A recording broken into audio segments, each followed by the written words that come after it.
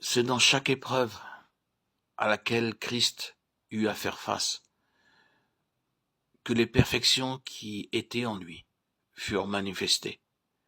Il fut amené à la perfection, non qu'il n'était pas parfait, il l'était, mais ce furent par les épreuves que se manifestèrent les perfections de la nature divine qui était en lui.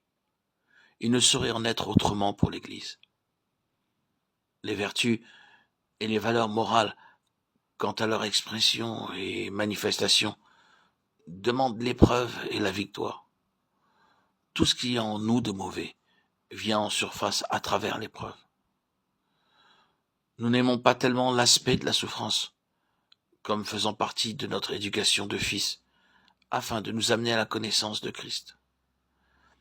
Ce n'est pas le chemin de l'enfant, mais celui des fils.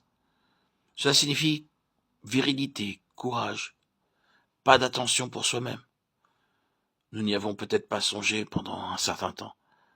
Cependant, il faut que nous ayons l'épreuve et la victoire.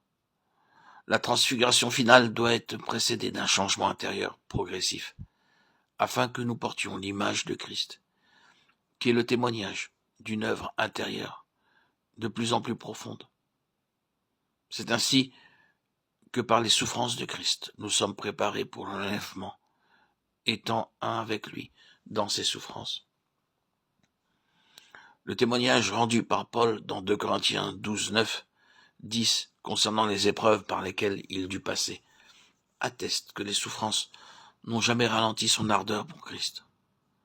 Paul ne connut jamais d'arrêt ni de stagnation dans sa vie spirituelle, et il est merveilleux de lire son témoignage en Philippiens 4, 11, 12. J'ai appris à être content. Alors qu'il était prisonnier à Rome, il demeura entièrement soumis à la volonté de Dieu et à la révélation concernant le témoignage qu'il avait à rendre. Il resta prisonnier de Christ, Éphésiens 3, 1.